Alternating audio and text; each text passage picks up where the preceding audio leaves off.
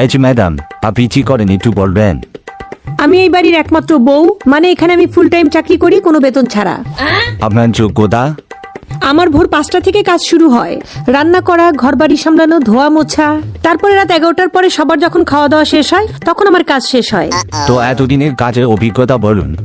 22টা বছর ধরে 24 ঘন্টা সবার সেবা করা, কোনো ছুটি নাই, কোনো বেতন নাই, কোনো অসুস্থতা নাই, আর সবার একই ডায়লগ, সারাদিন তুমি কি করো?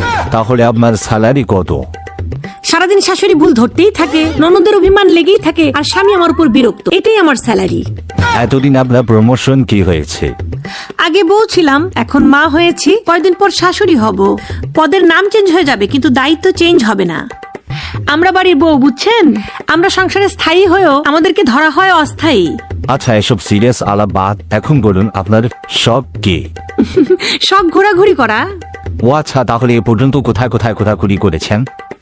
এই যে বেডরুম থেকে রান্নাঘর, রান্নাঘর থেকে বাথরুম, বাথরুম থেকে ব্যালকনি, এই সব জায়গায় আর কি। কি বলেন?